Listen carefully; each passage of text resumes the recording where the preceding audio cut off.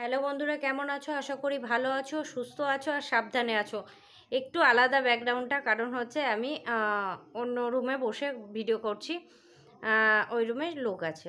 তো যাই হোক, যে কন্টেন্টটা পেলাম সেটা হচ্ছে ধবলার। দুপুরবেলায় ভিডিও দেখলাম, তখন থেকেই ভাবছি একটা ভিডিও বানাবো। তো ব্যস্তর জন্য করতে পারিনি, এখন একটু ফ্রি হলাম। তা এখন একটু ভিডিওটা তোমাদের সামনে নিয়ে এলাম, মানে তোমাদের সামনে বসে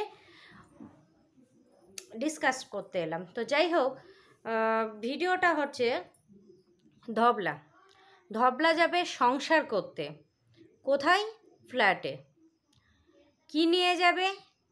সেটা হচ্ছে মানি প্ল্যান্ট, মাছ আর লাকি বাম্বু। আরও, কারণ ঠাম্মি ফ্ল্যাটে যাবে বলেছিল, সে ঠাম্মি তো চলে যাচ্ছে মেয়ের বাড়ি। তাহলে কার সঙ্গে থাকবে ও?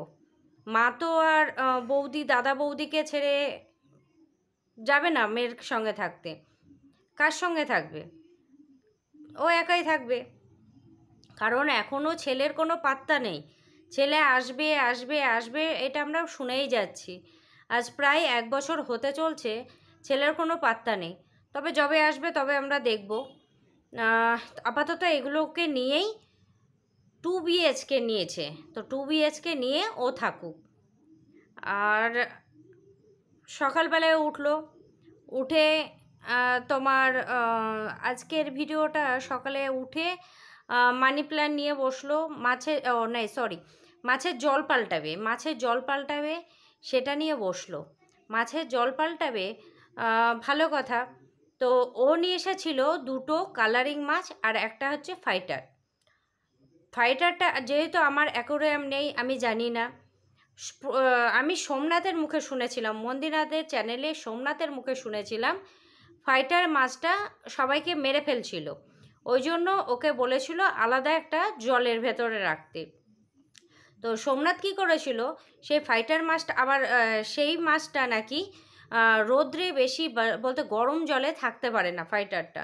একটু ঠান্ডা ঠান্ডা থাকতে ভালো মানে থাকে।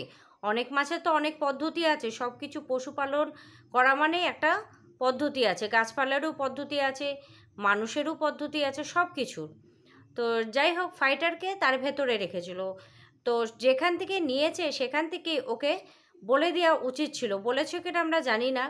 তো ফাইটারকে ওই একই অ্যাকোরিয়ামের ভেতর রেখেছে। ওকে যে পিঙ্ক পিঙ্ক কালারের, সেটা কিন্তু না, পিঙ্ক কালারটা আছে, যেটা পুঁই পুঁই কালার, সেটা কিন্তু খেয়ে নিয়েছে, বলতে মেরে ফেলেছে। ফাইটার একা থাকতে ভালোবাসে। ফাইটার কাউরির সঙ্গে থাকতে ভালোবাসে না। ও প্রচণ্ড হিংসুটে টাইপের, কাউরির সঙ্গে থাকতে পারে না। ফাইটারের সঙ্গেই থাকতে পারবে, আর যদি হয় ছেলে ফাইটার। তো যাই হোক, ওকে মেরে ফেলেছে, যেটা পুঁই পুঁই ছিল। তো পিঙ্ক পিঙ্ক যেটা আছে সেটা এখনও জীবিত আছে। ওর উচিত ছিল, ও জানে যে ফাইটার মেরে ফেলেছে, আর ওর এটাও মানে সাবধান অবলম্বন করা উচিত ছিল যে এবার পিঙ্কটা যেটা আছে ওটাকেও কিন্তু ফাইটার মেরে ফেলবে। কারণ ও একা থাকতে ভালোবাসে, কারোর সাথে মিল মিশিয়ে থাকতে ভালোবাসে না। ওকে আলাদা করে দেওয়া উচিত ছিল, ও কিন্তু আলাদা করলো না, আবারও একই অ্যাকোরিয়ামের মতো রেখে দিল। আর সেই একই অ্যাকোরিয়ামের ভেতরে ঢোকার পরে একটু, আর ফাইটারটা একটু মানে একটু ছলনাময়ী টাইপের।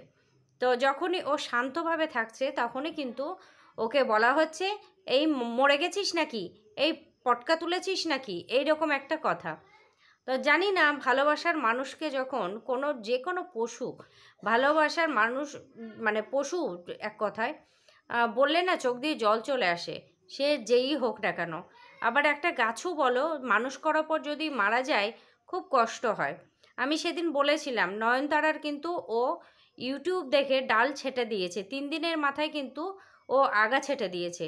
যাই হোক, নয়নতারাগুলো বৃষ্টির জন্য হয়তো বেঁচে গেল, কিন্তু বাঁচার কোনো কথা ছিল না, যেহেতু শিকড় না গজাতে ও মাথাটা ছেটে দিয়েছিল। ওর মাও নাকি বকা দিয়েছিল। ও যেদিন নয়নতারার ডালটা ছাটে সেদিনও মা বলেছিল, আর ও সেটা সিঁড়িতে নামতে নামতে বলেছিল যে মা কিন্তু যদি গাছগুলো না বাঁচে মা কিন্তু আমাকে দেবে। তো সেহেতু ও মা বোকা ছিল। তো আর দ্বিতীয়ত হচ্ছে মানি প্ল্যান্ট।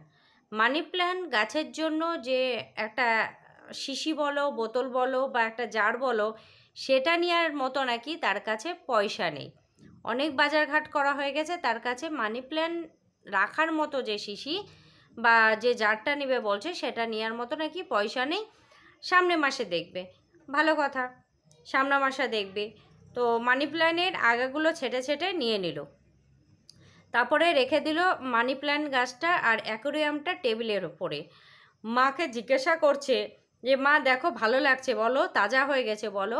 সন্ধ্যাবেলায় যেটা দেখেছিলাম তারপরেও কিন্তু এখন তাজা লাগছে। মা কিন্তু কোনো কথার উত্তর দিল না। মা রীতিমতো একটু গম্ভীর হয়ে গেছে। মা যেন দেখে মনে হচ্ছে মেয়ের পুরে ক্ষিপ্ত হয়ে আছে, মানে যে কোনো কারণে হতে পারে। তো আমার যে কারণটা মনে হচ্ছে সেটা হচ্ছে একই তো পারিপার্শ্বিক একটা চাপ আছে, দ্বিতীয়ত হচ্ছে যে খাটটা খুলে নেওয়ার জন্য। কারণ খাটটা ছিল, মিড শেলফটা ছিল, তারপরে তোমার আর যে কোনো অনেক জিনিস ছিল, মা কিন্তু দখল করে বসেছিল। এখন যেহেতু নিয়ে যাওয়া হচ্ছে, মায়ের মুখটা কিন্তু গম্ভীর হয়ে আছে। মায়ের খাট খোলার দুদিন আগে থেকেই শুরু হয়ে গেছে মায়ের মুখ গম্ভীর। সেই গম্ভীরপনা কিন্তু এখনও কিন্তু মায়ের মুখ গম্ভীরই আছে। আর ঠাকমা রান্নাবান্না, মা আজকে দুপুরে রান্নাবান্না করেছে। তারপরে ঠাকমা সন্ধ্যাবেলায় ফিঙ্গার চিপস সেটা বানাচ্ছে। তো ফিঙ্গার চিপসটা বানানোর সময় আর তোমার ঠাম্মি খাবে না, ও খাবে। ও দুদিন আগে জ্ঞান দিল যে খাওয়া দাওয়ার ব্যাপারে একটু জ্ঞান দিল সকালে, কালকের ভিডিওতে সকালবেলা উঠে কিন্তু জ্ঞান দিল যে এবার একটু আমাকে রোগা হতে হবে, আমি প্রচুর মোটা হয়ে গেছি, আমার বডি তুলনায় ওয়েট বেশি, মানে বয়স তুলনায় ওয়েট বেশি হয়ে গেছে, ওই জন্য পায়ে চাপ পড়ছে, পায়ে যন্ত্রণা করছে। প্রচুর জ্ঞান আছে, কিন্তু জ্ঞানগুলো কি বলো তো, একদিক দিয়ে যে ঢোকে আর একদিক দিয়ে বেরিয়ে চলে যায়। নিজের কাছে প্রচুর জ্ঞান আছে, মানে কি করে কি করতে হবে, কিসের সঙ্গে কি করতে হবে। মানে এই যে মাছের বিষয়টা, মাছটা নিয়ে এসেছে বারবারই, ও নিয়ে আসার থেকেই বলছে এই পটকা তুলেছে, এই মারা গেছে, এই মারা গেছে। এই মাছ কি আর থাকে? মাছ নিয়ে আসার পর থেকে ওর কাছে মারা গেছে আর মারা গেছে, তাছাড়া আর কিছুই শোনা যাচ্ছে না। 2 দিন মাছ দেখালো, 2 দিনই মারা গেছে। আর দ্বিতীয়ত হচ্ছে বিড়াল পোষ্যটাকে বাচ্চা ছানার সামনে ও মাছটা দিয়েছে। আর বিড়াল ছানাটা তোমার মাছটা দেখে, ওরা তো একটু গন্ধ পায় মাছের গন্ধ দেখে ও এদিক ওদিক ঘুরছে আর এই ধবলা মজা নিচ্ছে। মানে জিনিসটা কেমন বলো তো, মুখের সামনে খাবার দেখিয়ে যে ছটপট করে মানুষ, সেই মজাটা ও নিচ্ছে। কেমন মানে বিড়ালটাকেও যদি ও ভালোবাসে বা মাছগুলোকে যদি ভালোবাসে, দুটোরই কিন্তু কষ্টও দেখতে পারবে না, কিন্তু না, বিড়ালটাকে যে ছটপট করছে খেতে পাচ্ছে না, আর মাছগুলো বিড়ালের গন্ধ পেয়ে বা যে কোনো কারণেই হোক, মাছগুলোও কিন্তু অ্যাকোয়ারিয়ামের এদিক থেকে ওদিক আর ওদিক থেকে এদিক ও কিন্তু করছে। এই দুজনের ছটপটানো দেখে এই ধবলা কিন্তু প্রচুর মজা নিচ্ছিল। ঠাম্মিরও কিন্তু এখন মুখ প্রচুর গম্ভীর হয়ে গেছে, বাড়ির কিন্তু পরিবেশটা থমথমে।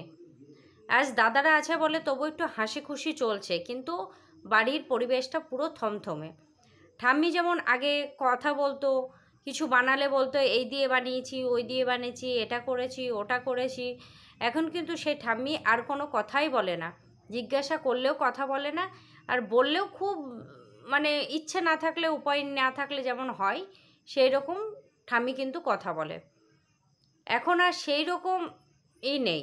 আর দাদা বৌদি চাইছে যে বাড়ি থেকে বেরাক বাবা, বাঁচি, বাড়ি থেকে বেরাক বাঁচি। তো যাই হোক, মানে কাউরির মরা, কাউরির মৃত্যু, কাউরির ছটপটে আজকের ভিডিওটা শুধু এইটুকুই ছিল, আর কিছুই ছিল না। এই প্রথম শুরু হয়েছিল অ্যাকোয়ারিয়াম মাছ, আমি যখন দুটো দেখি তখন ভাবছি আমি কি ভুল দেখলাম, আবারও সামনে গেলাম, মানে কেটে কেটে প্রথম থেকে এলাম, এসে দেখছি না দুটোই তো আছে। তারপরে ভাবলাম ও ফাইটার মাছ তো মেরে ফেলে, আমি সোমনাথের ভিডিওতে শুনেছিলাম যে ফাইটার মেরে ফেলে, আর ও সোমনাথ আবার কী করেছিল, আলাদা করে ও আবার তোমার টেবিলে পুড়ে রেখেছিল বাইরে। তো ওই রৌদ্র রেখে ওর আবার ফাইটারটা মারা গিয়েছিল। সেহেতু বলছি যে অনেক পদ্ধতি থাকে, হয়তো আমরা জানি না, বা না জানলে তাদের কাছ থেকে জেনে নিতে হয় যেখান থেকে আমি জিনিসটা নিচ্ছি। আমার ঘরে যেমন র্যাবিট আছে, আমি যখন নিই, আমি 2.5 মাসে নিয়ে এসেছিলাম র্যাবিটকে। তো ওদেরকে প্রত্যেকটা জিনিস জিজ্ঞাসা করেছিলাম যে কি কি খেতে দিব, কি করব, কিভাবে ওরা থাকে, বা এটা দেওয়া যায় কি না, ওটা দেওয়া যায় কি না। আর স্নানের ব্যাপারটা ইউটিউবে সার্চ করে করে অনেক দেখেছি যে কিভাবে স্নান করাতে হয়, কিভাবে রাখতে হয়, কিভাবে যত্ন করতে হয়, পরিমাণে কতটা খেতে দিতে হয়। আর এখন তো অনেক বছর হয়ে গেল, প্রায় 3 বছর হতে চললো, এখন অনেক কিছুই বুঝে গেছি ওর ব্যাপারগুলো, সেহেতু এখন নিজেই সব কিছু করতে পারি।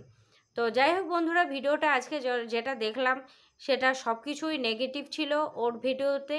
গাছ কাটা, ফুল কাটা, মাছ মারা যাওয়া, তারপরে তোমার ভাইগুলোকে তোমার দেখাচ্ছিল, ভাইগুলো পুরো আলগা গায়ে ছিল, দেখতে বাজে লাগে, ছেলে হোক আর মেয়ে হোক।